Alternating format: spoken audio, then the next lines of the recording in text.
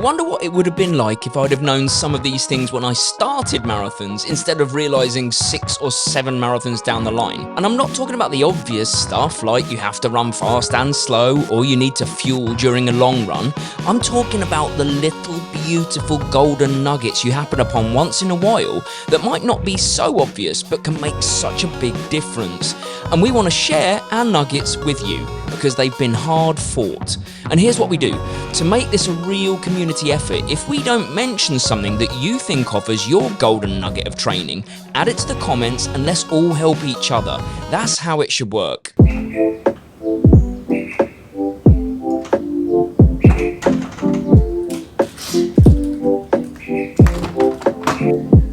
Very exciting week that you're coming on with us, because yeah, we've learned a lot of hard-learned marathon lessons that we want to share with you, but it's also deep in the weeds of our marathon training for Tokyo. But my week is definitely going to look a lot different to Mary's week because I'm injured. So you're going to get to see this week all of the things that we learnt we think are important, but you're going to get to see Mary smash home a 100-kilometre week, and me, well, if you're injured, you can see what else you could do to train for a marathon, essentially.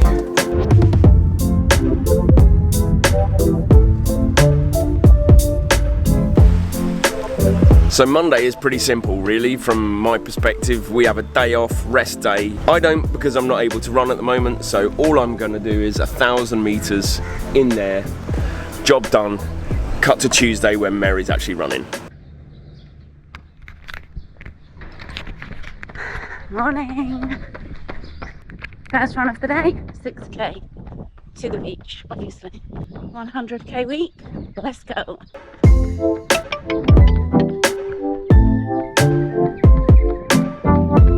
Okay, here's a question for you. Be honest, have you ever been caught short on a run? Hands up, say yes. Experienced runners out there 100% know what I'm talking about. You run, you move, your body moves, everything kicks into action, and sometimes you're going to need to visit the bathroom, shall we say, and there might not be a bathroom. Luckily, I've learned from experience. I have routes with designated spots, and I'll show you my one on this one. So when this situation happens, because it will, you have options. If you're in the woods, it's pretty straightforward. If you're out on the road in an urban area, in a busy area like this, you need to know your route. You need to know where there's a safe stop. And always be prepared. Okay, this is my stop.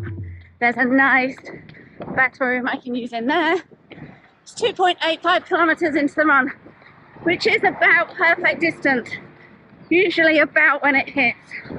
So when you're planning your next route, make sure you take this into account. You can thank me later. And I have just swum 1,000 metres for the second day in a row, and now Mary and I are going for breakfast. She's in the car, and you've already seen her on her run.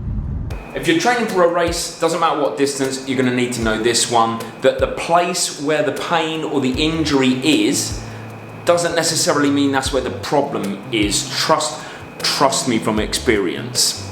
We're going to take this particular injury as a good example. I'm injured here, right in the middle of the calf, but deeper than this gastrocnemius here, deeper than that. But I don't believe that that's where the issue is. This is just the weakest part in the posterior chain, which basically means all of the muscles and joints, everything connected up the back. Just loading up Zwift down here. So what I mean by that is the body's really complex. It's not as simple as if the calf is injured, that's where the problem is. As I say, for me, I suspect it's somewhere further up my body. I usually get a lot of tightness around my glutes. It could be because my hamstrings are not strong enough. It could be because my glutes are not firing. So it's absolutely an oversimplification to say that the glutes are the problem, fix them, strengthen them, stretch them. I mean, it would hurt, of course, but really if you want to solve the problem long term, which by the way I'm still working on, you need to go through a process. A process that could involve some strength testing, could involve a run analysis, it could involve a number of things that would ultimately lead to the root cause rather than the injury right now. I'm trying to solve it. I've been to see people. I believe the problem is in my glute and my hamstring. Strengthening and becoming more mobile is the name of the game here. Okay, this is really important. Do not trust your watch. Do not trust those heart rate zones. And when you know you're running easy and your watch tells you you've done a run in zone 4, it's not true. Okay, so today I'm doing lactate threshold repeats, kilometre repeats. I've got to hit heart rate zone 4. If I didn't know what those heart rate zones were, my watch would be telling me I'm doing VO2 max because it doesn't know what it's talking about. Can we just say, by the way, look how cool this is. It's almost like a track in Kenya, like an E10, like dirt track, 400 meters. I'm gonna let Mary go.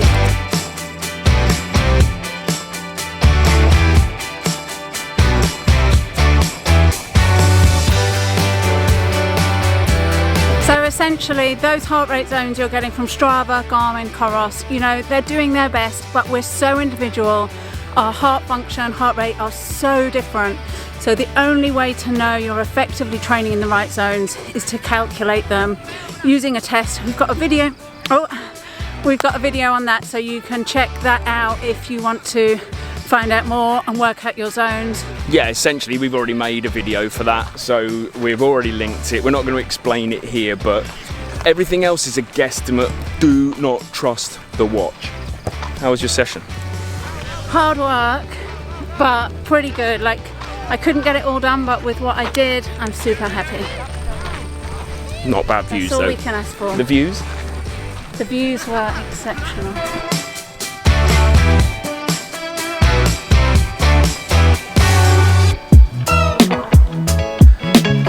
Okay, it's New Year's Eve, which means another swim. This is third swim on the bounce. Okay, I'm gonna let the dog into the car. So, there you go. Every morning we go to the beach for a swim because I can't run. And this is I do 1,000 meters, that's it. But I'm loving it at the moment. I'm gonna make a little point about motivation, but I'm gonna swim first. Yeah, all of the time.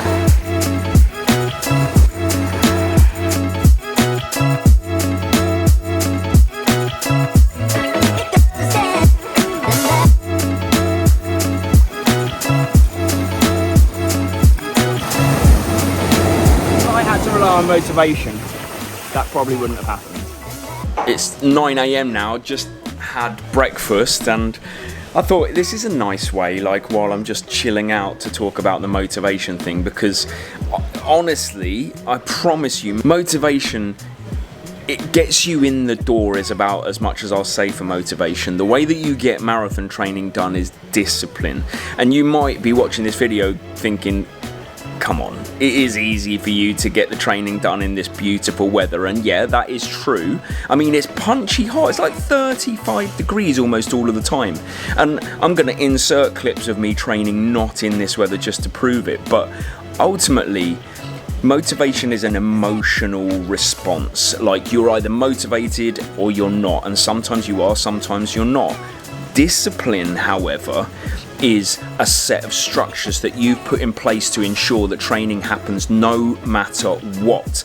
And that is what gets marathon training or any training done, is discipline. I'm talking about things like having your clothes out ready the night before, knowing where you're going, not even allowing the thought of I'm tired or I'm hungry or I'm stressed. Like, these things don't come into my head.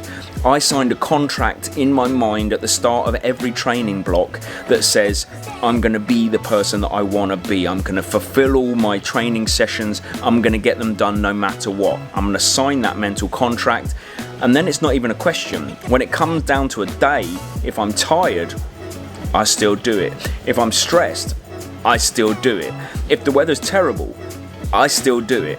That's discipline, that's not motivation. It may surprise you, it might not, to know I'm not a motivated person, but I am super disciplined, and that is a critical distinction when it comes to marathon training, and one I'm very proud that I've managed to cultivate as well. Uh-oh, all right, your turn, Mary. What day is it? It's the 31st of December 2025. No, the day, not the date. Wednesday, I think. What are you about to do? An easy run, 15k. Okay, on this because... It's like middle of the day and it's hot and I sweat. Yeah, I'm just about to jump on the bike as well and do my 40 kilometers for the day on the second day. So I try and do 5 lots of 40 kilometers on the bike and 5 swims of a kilometer whilst I'm just working my way through this injury. Mary, 15 kilometers today. This was the perfect place to make this next point, and it's something that has been really crucial for the both of us in our training, and it has to do with these things. Arms.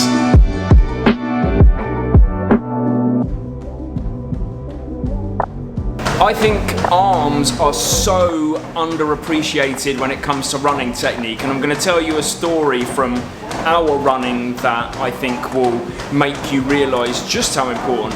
So when I was training for the London Marathon, I got injured in my hip and I couldn't work out what was causing it. So I went to have a running analysis done, and what we figured out is that this arm hand was facing backwards when I run.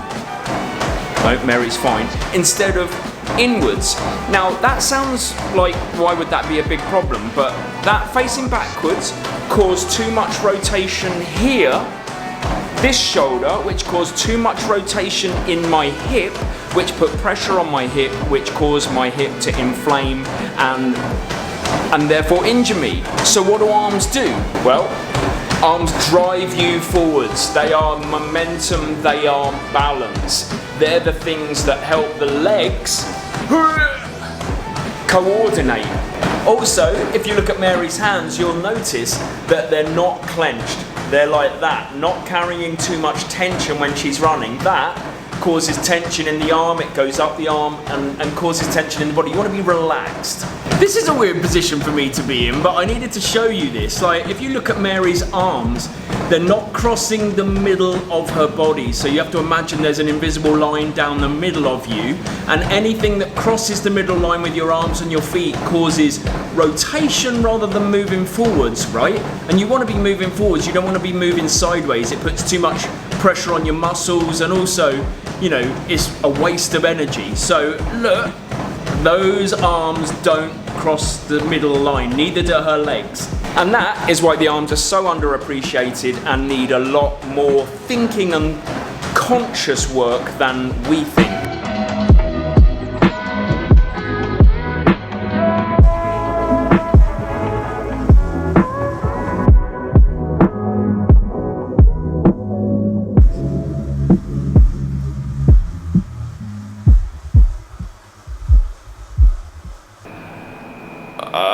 Do you ever get, I wish this was a flex by the way, but do you ever get that when you used to wake? I think it's a sign of getting older, but basically it's New Year's Day, 5:50 a.m.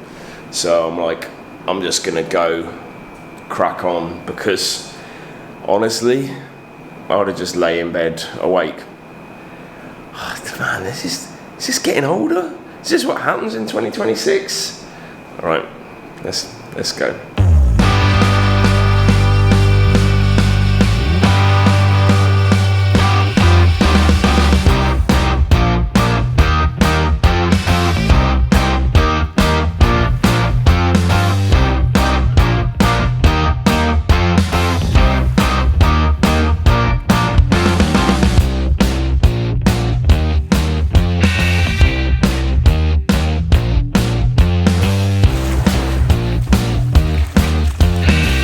To that island on New Year's Day. It's terrifying, by the way, but absolutely amazing view from over there. Like, really? so peaceful. It's like crazy. Yeah, it's so deep and visibility zero and stuff like that. It wasn't fun, but great views. It's Mary's turn now. Mary, Yeah. What are you doing right now? Get ready for my tempo session. Tempo, what? So, it's still New Year's Day. I've probably put that up there somewhere. I've done pretty much my training. I've done my cycling and swimming. Mary's running now. Tempo session we've given her. Kind of a tempo marathon pace actually, because we're in the build blocks for Tokyo. So the session that I've asked Mary to do is after a warm-up, it's 3 times 3 kilometers at goal marathon pace with 1 kilometer float in between and then a cool down. And we're going for sub 3 pace. Send help. Send help.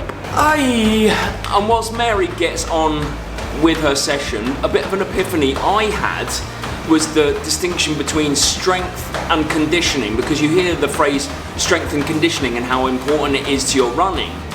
But I think what the majority, and I will say including me, would have thought or would think is that it really is to do about strength, which it is, but it isn't. So what I'm not trying to do is take away from how important weights are when you go to the gym, or even body weight, but things that strengthen the body. What I am trying to do is suggest that conditioning as well, in this case, mobility workouts, are just as important. I wish I could tell you how important. Honestly, it saved my bacon when I was training for Chicago. It really changed the game. I was still doing strength in the gym, but I was getting up at 6 a.m. and just doing a mobility workout every morning, 15 minutes, and it just removed the tightness, the pain that I'd experienced through the New York and the Boston blocks. The thing is, it is really important to have a strong body to be able to do stuff like this, but it's equally as important to have a flexible, mobile body, like flexible muscles, mobility in the joints like the hips and the knees and the ankles, to be able to be resilient enough to put the strength work on top, to be able to run. So what I'm saying is, don't hear the phrase strength and conditioning and just hear the word strength. Conditioning, equally as important, invest in it as well.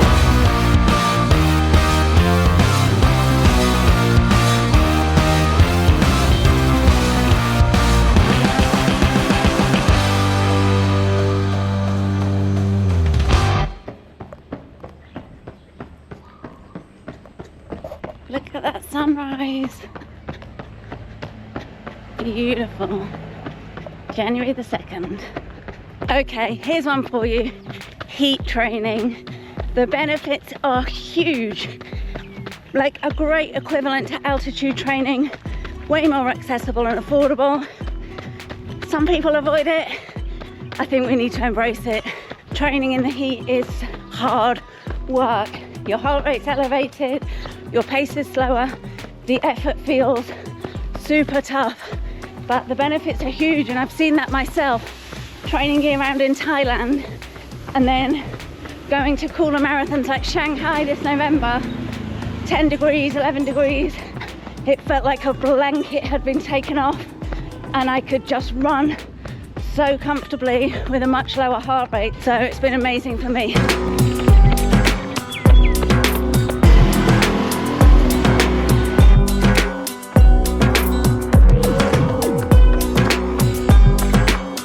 A lot of you will be thinking, I'm in the depths of winter right now. I'm trying to get myself out in the cold and the ice and the snow and the rain, but it's something to think about for the year ahead. Like, a lot of people might go on holiday to a hot destination and sometimes think this is time for a rest and no running. Actually, it's the time to double down and get some heat training in. You've got more time, you're more rested. It's a really good opportunity to get some heat training. And as you approach the summer, remember to embrace it. Don't avoid it and think it's too hot, I'll stick to the treadmill, I'll stay indoors. Just get out at the right time, make sure you're well hydrated, and embrace the heat because the benefits are huge. Ben is actually out on his swim while I'm out running, so I'm just gonna run down to the beach, see if I can spot him.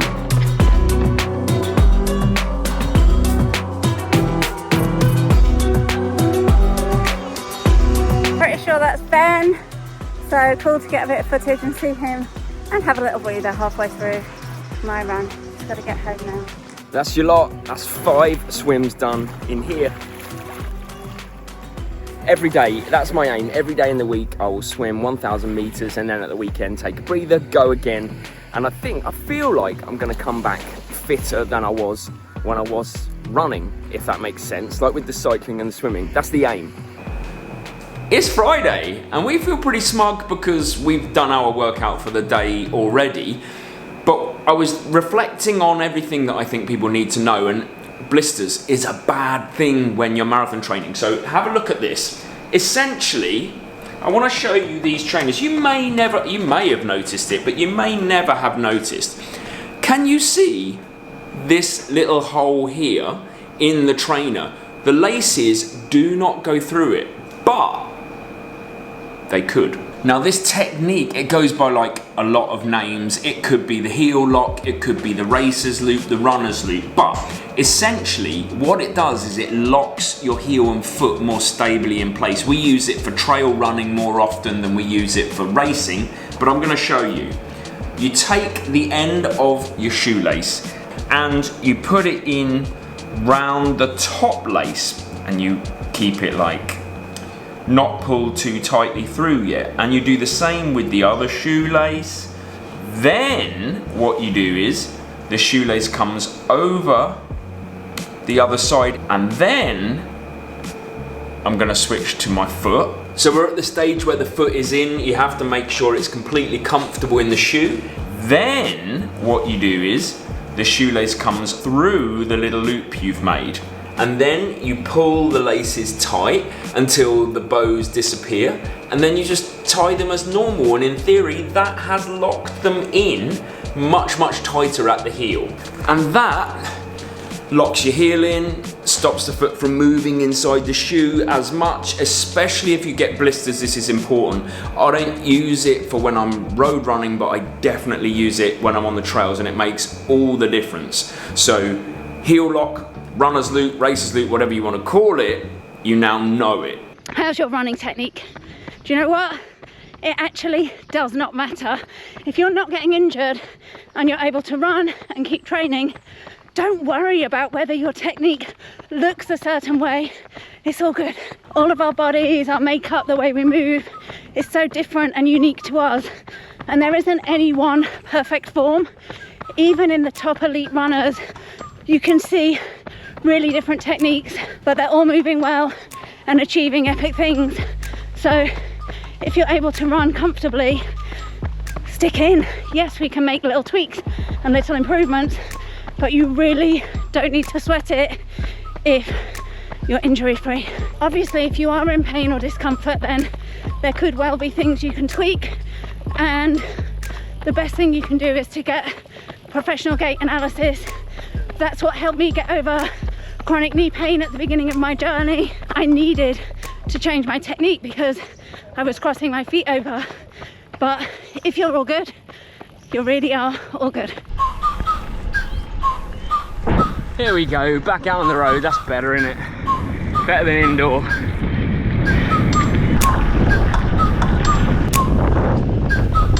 Okay, have you ever heard of the term jeffing? It's a colloquialism, but it's really effective for a lot of marathon runners. And what it actually means is run walk. It's called jeffing because the guy that kind of brought it into the popular consciousness was called Jeff Galloway. I keep coming up with stupid ideas, but I've challenged myself to do this part of the video up the final hill, and you definitely can't get a sense of how steep that is, but I promise you it's horrible. Anyway, jeffing or run walk technique, such a good way if you're the type of runner who maybe 6 or 7 hour runner, or even someone who runs 3 to 4 hours but blows up a lot and ends up having to walk. The strategy involves periods of running interspersed with periods of walking, and it's a great strategy because you can break the race up. Oh my god.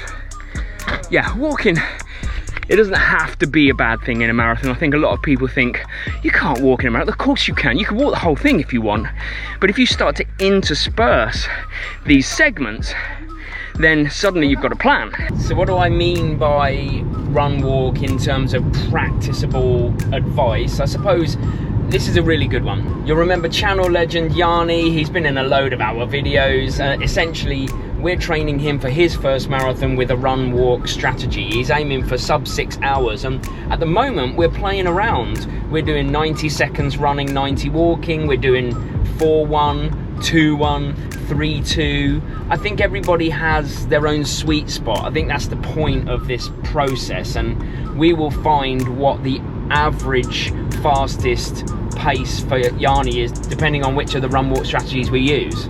I suppose ultimately there's no right or wrong way to run a marathon, just the right or wrong way for you. And if you feel like run walk is going to get you to that finish line faster than running, blowing up and walking, or walking a lot, then that's the way that you do it.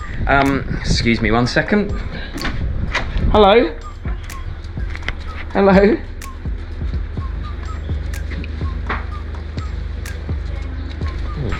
There's plenty more information on Jeff Galloway's site for an example. And if you want more helpful videos from us, then check this one out, where we talk about marathon fueling whilst running a marathon. And I'll let Mary choose the other. Mary, what race video should we put in the end screen? My Chicago Marathon. Mary's Chicago Marathon. All right, see you Wednesday.